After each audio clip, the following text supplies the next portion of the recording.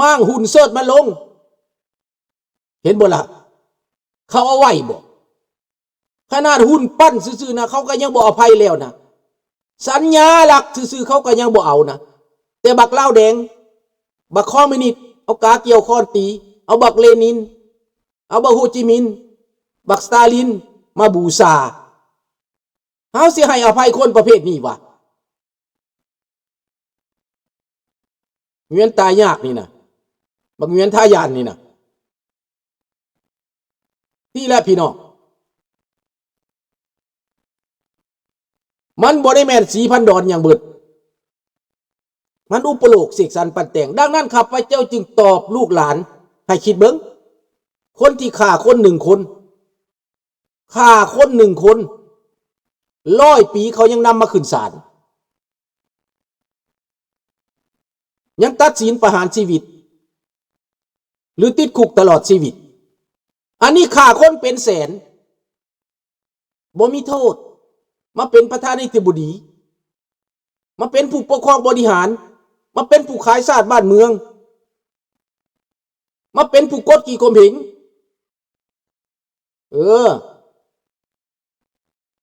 อันนี้แหละแต่พวกเฮาที่เป็นวิกติมนี่นะสิไปใจอ่อนกับมันวะสิไปบูชามันวะสิไปส่งสการมันวะ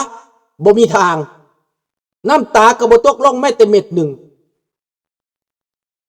นี่แหละพี่น้องบ่มีคำว่าสังเวชบ่มีคำว่าสงสารบ่มีคำว่าอภัย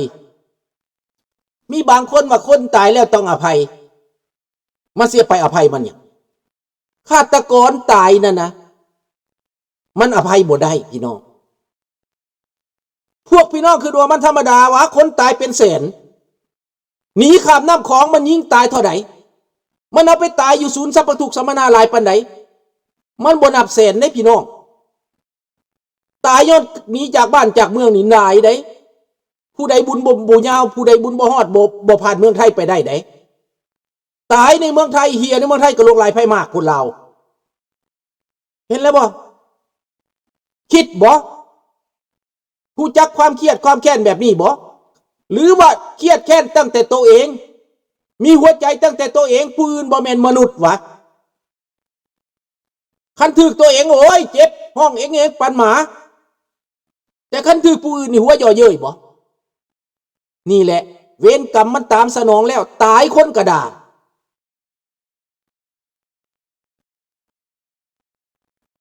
ข่อยบ่ไปเผาบันเด้อบักโจรขายศาสตร์เถือแม่นแล้ว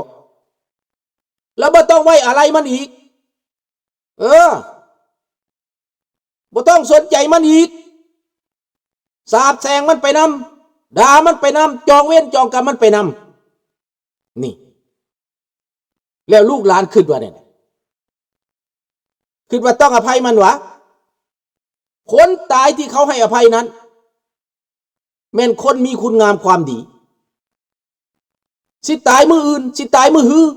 สิตายมือใดก็ตามแต่คนมีความคนมีคุณงามความดีนี้มีความภูมิใจครอบครัวก็ภูมิใจชาติก็ภูมิใจญาติพี่น้องก็ภูมิใจคิดฮอดอะไรหาแม่นดังนั้นพวกเฮาก็ตายเป็นบ่ตายเป็นแต่การตายของพวกเฮาบ่ได้สร้างพยาบาทไว้ดอนเท่าดอนหน้าก็เป็นบักคำไตเห็ดสร้างขึ้นมาเอาไปตายอยู่หั่นเบิดอนาคตก็เป็นอยู่หั่น2518 หา 2521ศพคนลอยไหลตามน้ำโขงมาตรงหน้าบ้านโครนบ่บ้านดอนบ่ก็เอาไม้ดันออกไปไม่กล้ากินปลาน้ำโขงแม่นบ่นาภานี่แหละให้ขึ้นเบิ่งแม่นไผเฮ็ดหน้ามือของไผและพวกเจ้ายังคิดว่านายคำไตนี่เป็นคนดีวะตระกูลนายคำไตนี่เป็นคนดีวะขนาดสีจิ้นผิงนะมีเพียงการคอร์รัปชันกับบ่แม่นคอร์รัปชันเอาเงินไปกินเอาเงินไปจ้างคนอื่นปิดปากคนอื่นเพื่อจะได้งาน แต่นายสีจิ้นผิงห้องกับประเทศจะเอาไปประหารชีวิตได้โบแมนดาล่าได้เอากลับขึ้นไปประนามเอากัดขึ้นไปซี่หน้าซี่ตาลงโทษตัดสินประหารชีวิตได้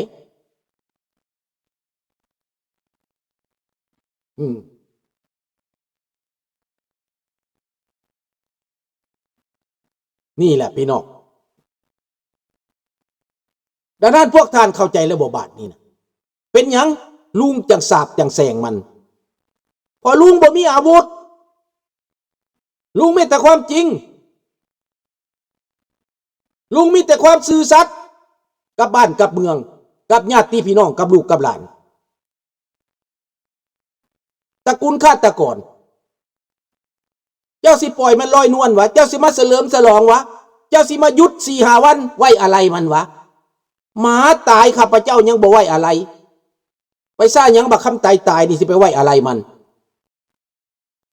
พวกใดอยากไว้อะไรก็เซิญเยอะ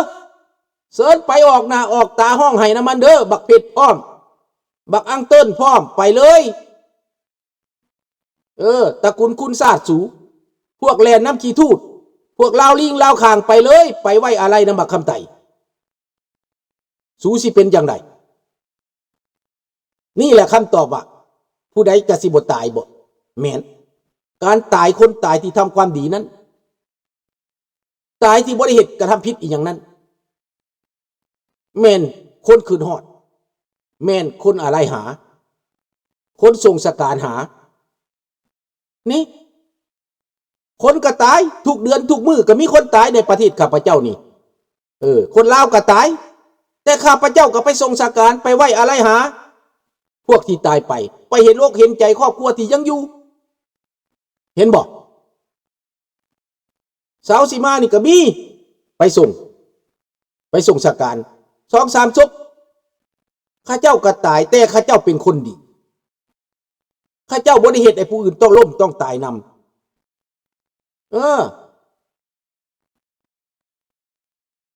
นี่แหละพี่น้องพอเข้าใจแล้วบอกเปรียบเทียบได้แล้วบอกบาทนี่นะเหตุผลมีบอกโลกเขาน่ะตายไปแล้วเขายังตัดสินน่ะเห็นบ่บักฮิตเลอร์บอกเห็นบ่เขาตัดสินบักปดบ่จังซี่น่ะ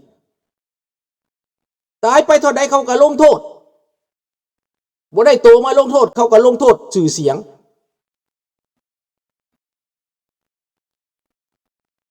บ่แม่นน้อยเด้คนตายในลาวบ่แม่นน้อยเด้ข้าพเจ้าอยู่นี่1975 1980นี่น่ะข้าพเจ้าเห็นตายเป็นพักเป็นเบื่อที่พวกมันเฮ็ดที่พวกมันกระทำมัดข้อมัดไปแขนแป้หลังปืนจี้ไปแล้วก็ยิงมัดติดก็ไม่ยิงมันเห็นในตอนบักคำไตเป็นประธานประเทศยิงโหดเห็นบ่ล่ะกับผู้ของนวลกินตับกินไตพวกบ้านหาดไส้สูงนั่นแล้วคน8 ตาแสงเป็นลมเป็นแรงนั่นแหละเห็นบอกความโหดเหี้ยมของมันข้าพเจ้าก็ได้เล่าพวกท่านทราบแล้วว่าโหดเหี้ยมของการปกครองโหดเหี้ยมด้วยน้ำมือด้วยการใจดำอำมหิตนี้มันอภัยบ่ได้มันอภัยยากที่สุดเลยและสิมาปัวแปลงจิตใจนี่มีหยังมาปัวแปลงมีบ่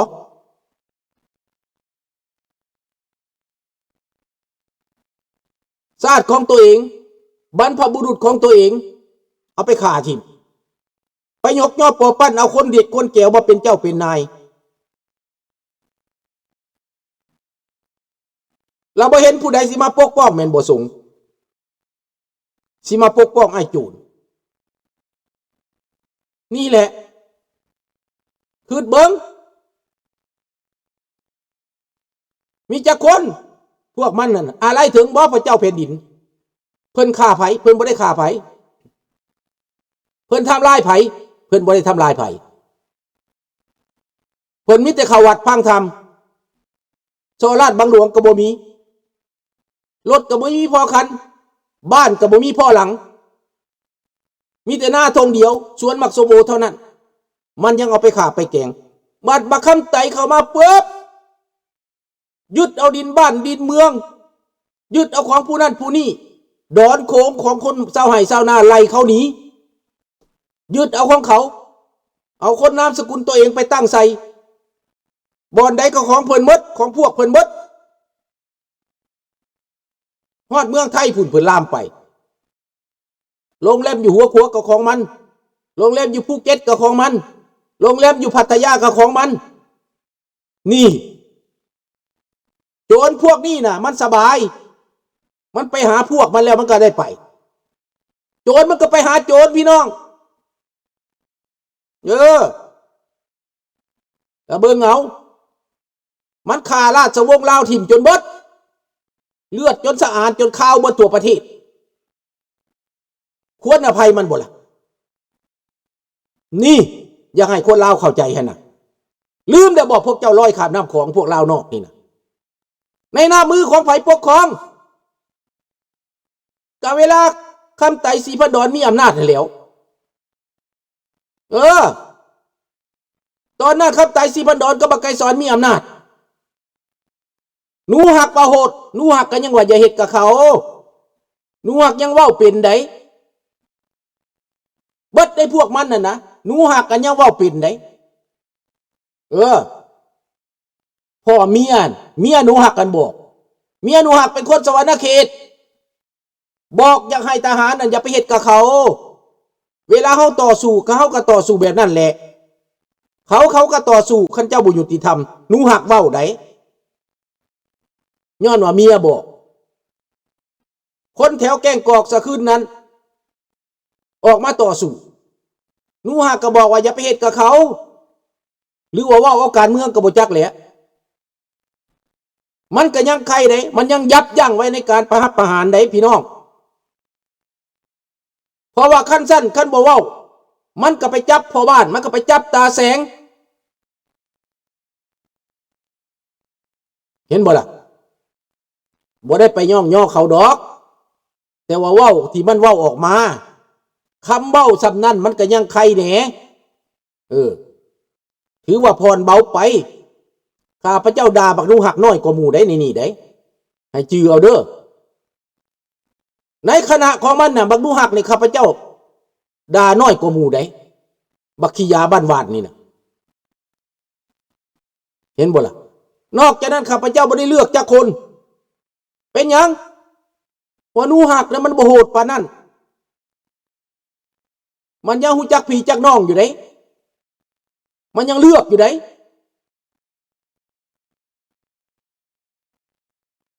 นี่อันนี้ข้าพเจ้าว่าตามความจริงเด้อพี่น้องเด้อแต่ว่าคณะผู้อื่นมันบ่เห็นดีนํมันคาดเป็นหยังอีตาหนูหักจังอ่อนจังไวจังสั้นอีตาหักเป็นหนูหักเป็นหมู่กับปู่แทนทงเป็นหมู่กับเหลือมอินทรีเชียงใหม่มันจังบ่เฮ็ดแห้งแขวงสวรรณเขตแต่ว่าเวลาหนูหักตายไปแล้วเขาก็รุนแรงคือเก่าสบายดีหลานมันทิกตุโนนี่แหละพี่น้องคำตอบที่ให้ตอบมื้อนี้ก็แม่นตัวนี้ว่าเป็นหยังตายแล้วจังบ่ให้อภัยตายแล้วจังเว้าสั่งสาบแซงจังด่าจังป้อยอีก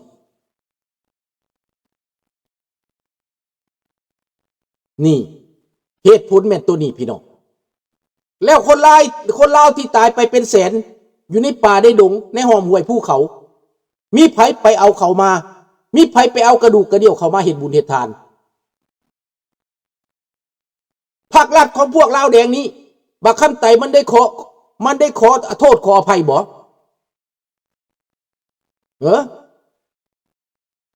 มันได้เห็นอกเห็นใจครอบครัวเขาบ่